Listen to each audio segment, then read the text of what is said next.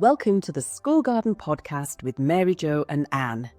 No matter where you are in your school garden journey, whether you are an experienced garden teacher, a novice parent helper, or a struggling home educator, we are here to help you and your kiddos in your garden space. Come and dig in with us because school gardens matter. So, hey, Anne. It's the end of the year. It's the end of the school year. We're a couple of days out now, Oh, aren't it we? feels so good. Oh my gosh. Do you know, so really the purpose of this podcast today is that we're going to do what we ask a lot of our students to do at the end of a gardening program, and we reflect, don't we? We talk about what went well, what didn't go so well, you know, surprises, this kind of thing, and then plans for next year. It was me that made the suggestion about, hey, let's do this on the podcast. I think people would really enjoy listening to us think about our year, think about the year in the garden and how it's gone, and our kind of own personal goals have been met and what we kind of fancy doing next year too. So this podcast episode is very much mine and Anne's reflections on the garden year 2024-2025. I love it. I love it. And I realized as we were doing this how hard it is to reflect.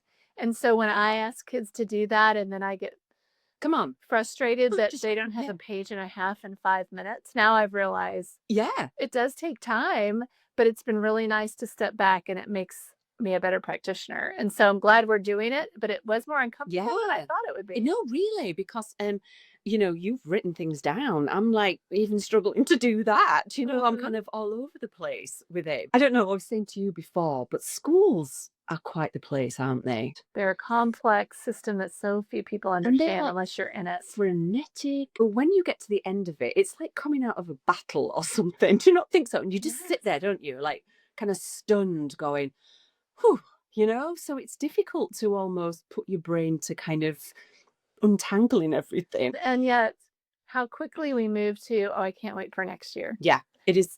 As a gardener, I don't have the same pressures in this situation that other teachers do. So it's easier to go, let's look at next year. And we naturally have these seasons. Yeah. But it was quite the roller coaster at the end of the year. And you had a child graduate from high school. So you had a lot going on. So now we can breathe the week after school's out. That's exactly. It really is. You feel like you've just come out of like 10 rounds with the heavyweight champion of the world, don't you? So we've kind of just, taking a breath and having a think about it. And it's lovely. So, Mary Jo, let's start with what worked well this year. Because one of the things I was really excited about was how I changed my view of tastings, letting kids taste things. I used to be really scared of it. And I'd watch you with kids be much more open about tasting things. And that's really changed my practice a lot. And so that was one of the things I thought went really, really well. I was real worried about safety and making sure I cleaned things correctly. And I'm not an adventurous eater. True confession, fun fact. So I thought, oh, this isn't a big deal. Yeah. But this year I gave more of that control over to kids and asked them what they enjoy doing in the garden, and tasting came up all the time. Always. So I realized I needed to change my practice. And as I did, it was great. It's easy to follow the district guidelines that we have to clean our produce. I either take it home or we can do that at school. Yeah. And the kids get to taste something right away. Yeah. And stevia. Oh my gosh, stevia is amazing. You know, I bought it at our local nursery and I thought, well, I'll grow this. And what a great plant. It's it looks like basil to me, but so it's small, it's globe based. And it is a wonderful thing that kids say, I want to taste something and I don't have anything ready. Stevia is wonderful. I know. And it's really gross. And it's powerful. It is so sweet. And I loved how I had some kids who are getting better at describing things. We've moved beyond yuck if I don't like something. We had to talk about what's an appropriate way to handle if you don't like something. Yeah. And so that it's really interesting to see the kids that will go, well, I don't prefer it. Or, well, it started really great, but then it ended up like cough syrup. And all these beautiful words that they're learning, this whole new vocabulary about the texture doesn't feel good on my tongue. Yeah. That I'm seeing a lot of growth in them and in me, and I am just sold on tasting. Yeah. So that worked so well this year. Are you sold on stevia? No, it's horrible. Oh my gosh. It's so sweet. I've never tasted anything so sweet. Sweet. That's not a good sweet tooth. Exactly. And oh gosh, I've got the best story about a school that we worked at together and we planted up. Van Gwyn. We put it in the herb bed, and one of the teachers buy stevia in a powdered form, and was using it in baking as opposed to regular sugar and things. And I was like, oh, this is the stevia plant, and she was just like, oh my, what? And then she took off a massive leaf, and I was like, oh, and before she popped it in her mouth, oh my gosh, she said that for 3 days that taste lingered in her mouth. Oh, lingers a And long it's time. really sweet. Yes. Oh gosh. So I'm really pleased that that's something that you like really have Yes. adored doing this year, because for me, I kind of feel that that's the thing that's repeated the most by teachers. When we go in and they get over that initial, everyone will die, no they won't, or everyone will get sick, no they won't, follow the correct washing like you said and those procedures, and just do it properly, and you're like absolutely fine. But that's the thing that I will see as an easy repeat for them, something that they can do. And also just feeling confident enough to buy something from the store, do you know what I mean, just incorporate those tastings in for the vocabulary. Yes. It's incredible. Gosh, I went to a school and they did parsnips. Oh, I've never even had parsnips. There you go. You need to go back to the first grade. Parsnips are plenty. But yeah, they were just parsnips. It featured in a book. So then the teacher went out and got some parsnips, cooked them in a quick fryer or something like that. And the kids all ate them. And again, didn't particularly like them, but now they know. They've tasted it. Right, exactly. Yeah. And of course, we go to our nurse and we make sure there are no allergies present. And we always mention you never taste leaves without. I can't let all that go. I'm still saying, oh, no, we should, nor should we. Yeah.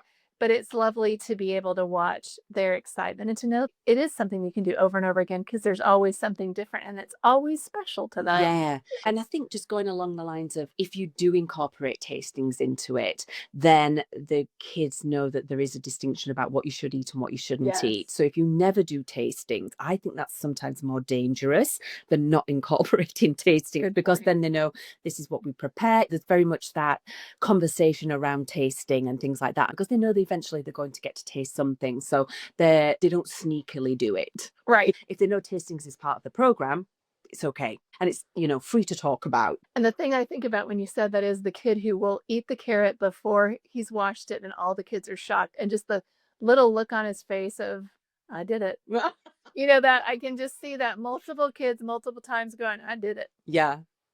Badge of honor. Yeah.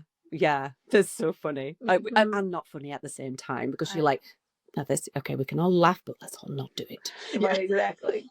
And I think what's worked really well this year for me is just watching teachers be year 3 into a program, or having got a couple of years under their belt, and the confidence and just the way that they are now owning their programs and the direction that they want to go, and just using this great tool that they've done the hard work to achieve and put into their teaching arsenal. That's beautiful. And that is really nice. I'm just in awe of these teachers that take this on, in addition to all the other stuff that's going on, and it's just more and more, it seems, every year. But I'm just so thrilled, and to see that happening, and to it not be the exception now, is that it's becoming quite regular in my kind of day-to-day. I'm seeing more people than not actually getting on with it. There's some people that give it a go and then they don't, or they move, and schools will always struggle. But I'm really seeing some numbers now of repetition and stuff building year on year, and that just makes me so happy.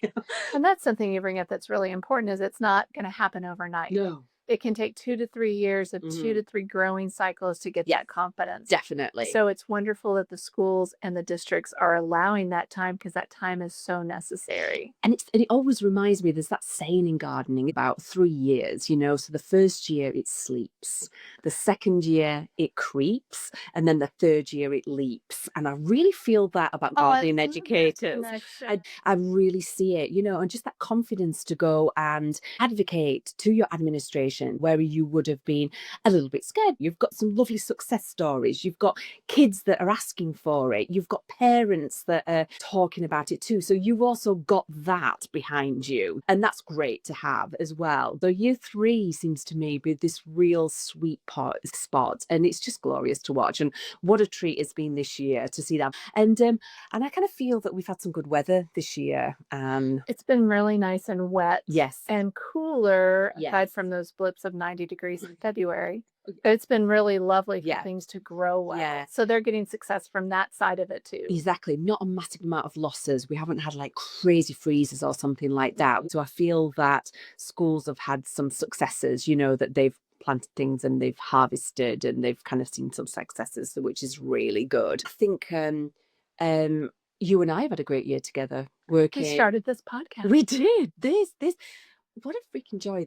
Oh, look at me with the I know. and that, but what a joy this is. It is. Well, it helps grow our teacher base, the Yeah. people that we support. So it gives them that choice, but it's been a great learning opportunity for us. Oh yeah. And I mean, how often do I sit with someone for 2 hours and look them in the eye and talk about our work? It's so fun. You should try it, people. Just find a friend and just Like the headsets behind and talk about gardening. Sit in a closet. Yeah, and sit and talk about gardening from start to finish. There's nothing more fabulous than that. But I think we've had a really good year, haven't we? Kind of like developing kind of like together, and we've also brought in a couple of other people into the work that we do, and that's really exciting too. We found other people that just really believe in you know, gardening education and edible education, particularly in schools, and Exactly. and that's so nice to find new people and stuff. That's been really, really good. And we've got some really interesting projects coming up as well, which also, when you find your people and you get chatting, good things happen, you know. Exactly. That's been nice. And we have also continued to really build on our relationships and our partnerships and finding other kind of avenues and corridors of this world and this industry that it's just opens up all kinds of opportunities for the students and the teachers in our schools, which is great. With every success, there's always something that didn't quite succeed, you know? That's right. Those lessons we learn, learn more from failures than successes, right? Yes, I know. I've been listening to a lot of graduation speeches this past Oh, week. yes. And there's a lot of talk of that. I know valedictorians, I mean, they know. Yeah. So we do need to reflect on that, because we learn more from our failures than we do from our successes, particularly in a garden. Exactly. So, yeah, go on then. So I was thinking about that, and I felt like the beginning of the year was a really rough start. I didn't feel like I got my cycles of lessons with kids done well. I didn't feel like they were learning a lot. And I realized I was really fortunate to have interns with me in the fall, and I put a lot of my energy towards their goals and their curriculum. And this year I'm going to change that. I think we'll focus more on the students' goals, and the interns will follow along. Yeah. It's a new program for me, and so I'm glad that I have that first year at my belt. I think I had just put my energy in one direction. Yeah. And now it'll be easier this year to kind of spread that energy out, so the interns are supporting the kids' growth and development rather than me focusing on the interns. Yeah. We had great interns and I loved them. Yeah, that's it. And I think that you know, it just highlights how, you know, our work is very seasonal. We do have these very concentrated, busy times, don't we? There's a couple of weeks where everything has to get done. You know, it stayed hot as well, right the way into October for us. Good. So a lot of classes we were still doing inside because it was way too hot, particularly in the afternoons about going outside. So again, you're squeezed and squeezed again, aren't you? And I had interns too. I think it's quite a popular time, isn't it? I've interns in the fall, that October time where everything happens, you know.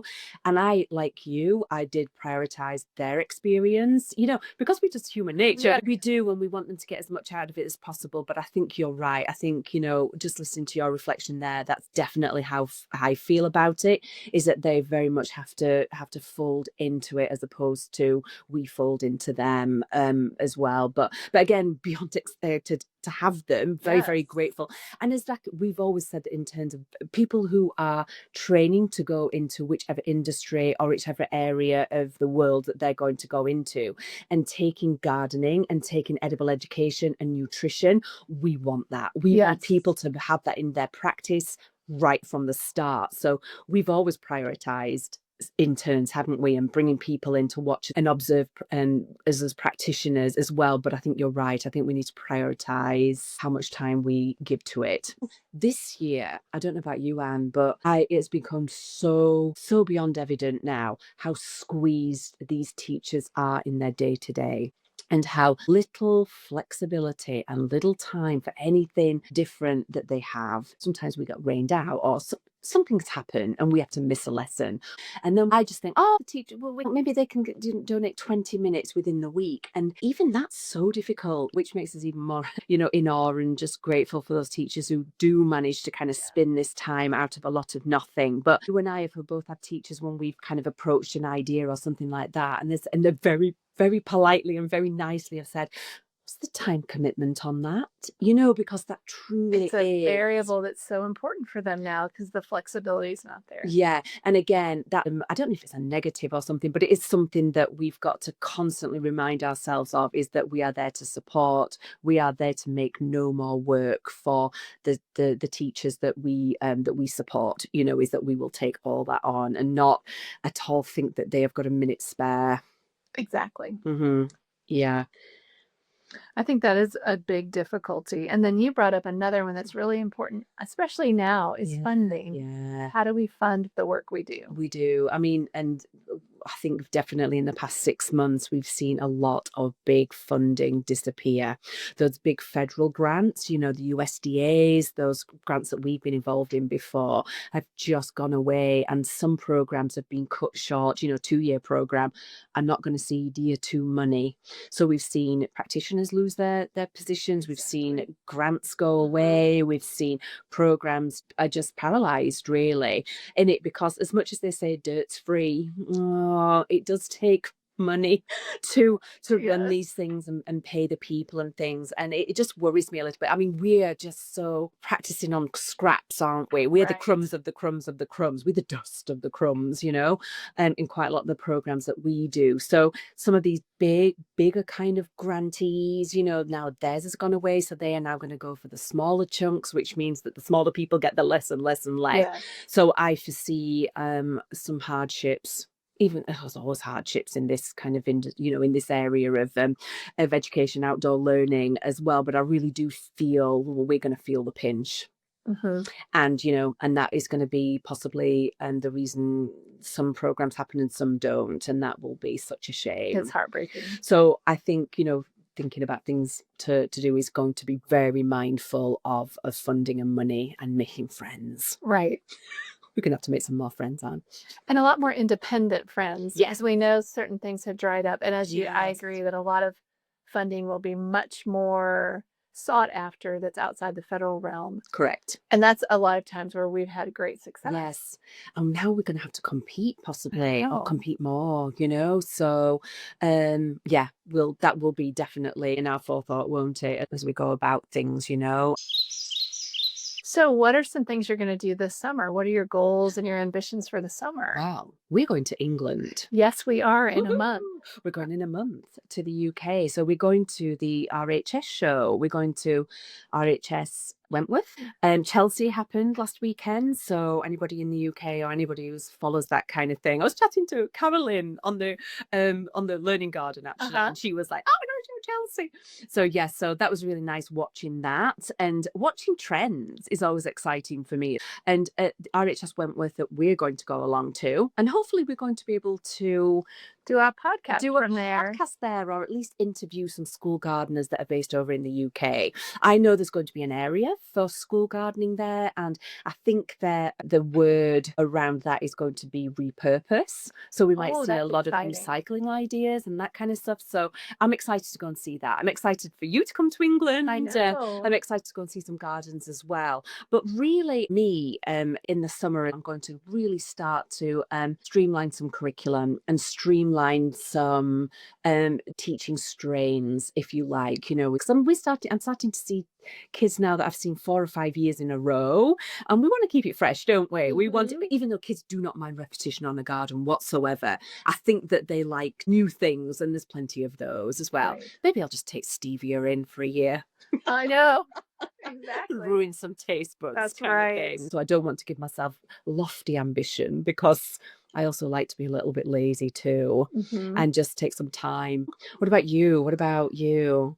I wrote down, I want to enjoy all the fruits and vegetables I can from the garden Oh, because this is a yes. time where we do keep things growing in the gardens that I take care of. And so families are always welcome to come in and harvest, but a lot of Mhm, times they don't. mhm. And so I get to enjoy the fruit of the labor Yeah, without teaching. So I yeah, went to two of my gardens today just to walk through them because I could. yeah. And I'm waiting for figs to come in. I'm waiting for the tomatoes to ripen. So Oh, I'm listen, just going to enjoy the spaces. listener, Anne can strip a fig tree.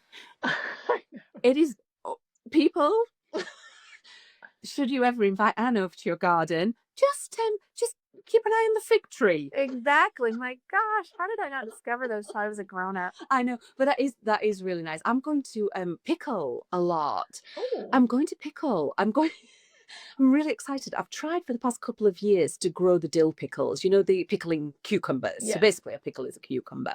And I know, yeah, exactly. News flash.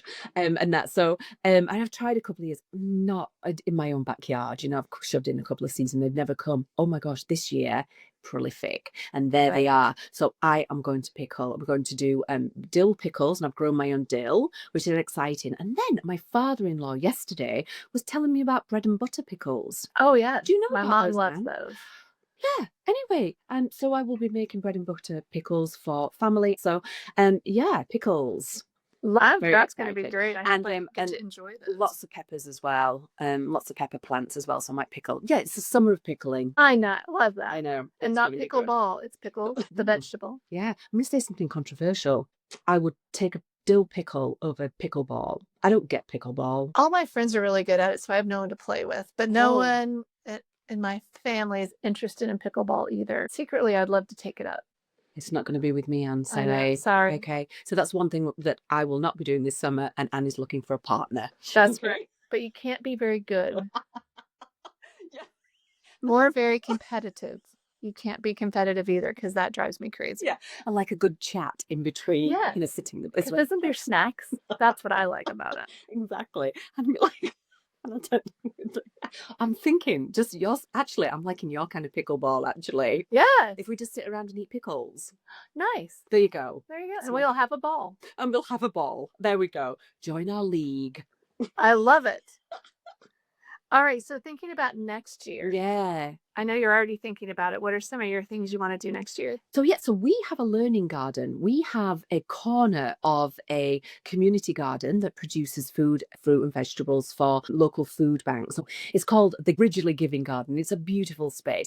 And we have a corner of it that we've just developed over a year into being a school garden demonstration space. And we can show various different ways to plant and grow. Anyway, we've kind of developed it is very much how we practice when we're going to schools, and we've used it for professional development. Yep. We've had school groups come out there, we've had homeschooling groups come out there, we've had a lot, and that has just been such a great thing, watching something become what it's gonna be. You know, it was just the opportunity came, we took it, and we've gone with it, you know. So I have great ideas about this year for that. I think that's going to be used fantastically, and Much more again, fully. for sure. But again, I don't know how it's going to organically become what it's going to become again this year. And that's exciting. But I did some data, you know, for a partner last week. We have had 183 practitioners through that garden, which is a lot when you're not even looking for it Right. or soliciting it as well. So isn't that fantastic that we've had That's 183 come through and take some professional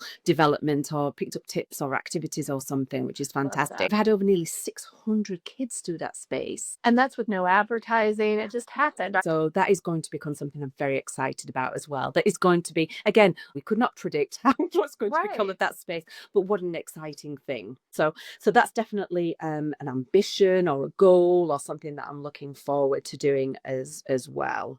What about you? So I'm excited next year. I want to streamline my curriculum. Oh, And so I'm going to have little strands that kids will have an experience with in kindergarten and again in third grade. yeah. And so our kindergarten and third graders, we're going to focus on insects and life cycles of insects. And Yeah. our first and fourth graders, we're going to focus a lot about how plants grow. And second and fifth, we're going to talk about the soil Great. in the ways that are appropriate for their grade levels. Hmm. But that allows me to know if they stay with us the whole time, they'll have these times to cycle through. That's what I'm going to spend time developing this summer, is to be ready for the fall. So I'm Yeah. really looking forward to how that will play out. Yeah, that's great. And it took me a while, to realize that kids don't mind repetition. I know I was saying before that, you want to keep everything new, but I think repetition is really important because that's what gardening is. Yeah. It's just a cycle of doing the same things over and over again, which might say is the definition of madness. I think a very clever person once said that. But no, but I do think it is. And exactly what you picked up in first grade compared to fourth grade, and just that progression of thought, you know what I Yes. mean? And the development of understanding and things like that. I think that will be really interesting to see how that works out and your observations from that. Yeah.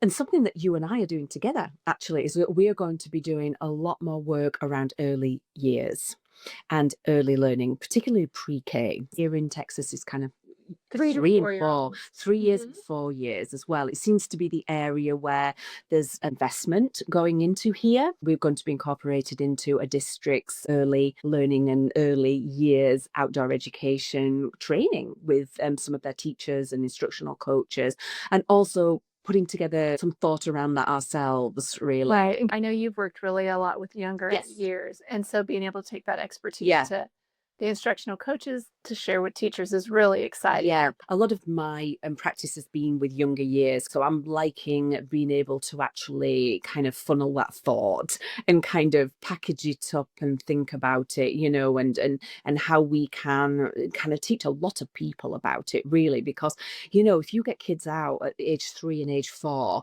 you've just got Beautiful start to their education. exactly, and then you're not having to, by the time you get to third grade, you start with the basics of, it's just an intuitive thing that they've then got about Yes. the space and running and walking and standing and stuff. The focus, particularly of the district that we participate in the most, is literacy. And that's a great introduction at that age, isn't it? It really is. And it's a great way to use an outdoor learning space, even if you don't have a garden, Correct. to have children just experience that with their teacher and kids that they're friends with. Yeah. So that's it. So that early years for us will be, yes, there will be a component of gardening in that, but we will be talking very broadly, won't we, about the outside and that as a learning space. Seems to me that those early years teachers that have that tiny little bit more time than the rest of people in the school day or in the school. So I agree. getting them to use that time wisely and getting them to use it is going to be great. So I'm really looking forward to that, Anne. It's going to be a great part of It's the going to year. be a really good part of the year for us to do. So, and another thing that just on a kind of a personal level, really, we're always there to support everybody in this sphere of the world of work that we do. It's really about investing in time and the relationships and the partnerships, because they see passion then, and they're going to take a gamble on us with our passion, or they're just going to believe us a lot more than if this was just our job or something. So, just getting those face to faces or those conversations and things like that is going to be where I'm going to continue building and building. And I'm going to really bat for individuals this year. Everybody needs all the help they can get. And I've just seen some people do some spectacular work. So, I mean, I'll help everybody, don't get me wrong, and things like that. But I'm really going to go out and really help individuals that have just made this work such a priority in their practice. And I enjoy that. I'm going in there and just helping them do bigger projects, if you like, or helping them find the funding, or helping them really advocate with maybe higher admin levels or something like that, but really, really, really help on an individual basis a little bit more than I've been able to do in the past. You're moving forward with people that are already moving. So you're Correct. not having to push to get that Yes. momentum to get them started. That's right. And how far can they Yeah. get with that? Just a little bit of help from you at the right I time. think so. And I think, the temptation is they're doing the work, they're great, they don't need any help.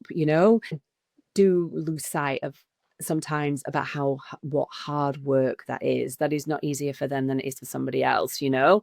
They are seriously putting in some hours and some work. So I think really is to concentrate on the people who are doing the work as much as helping those that are struggling. Imagine how great.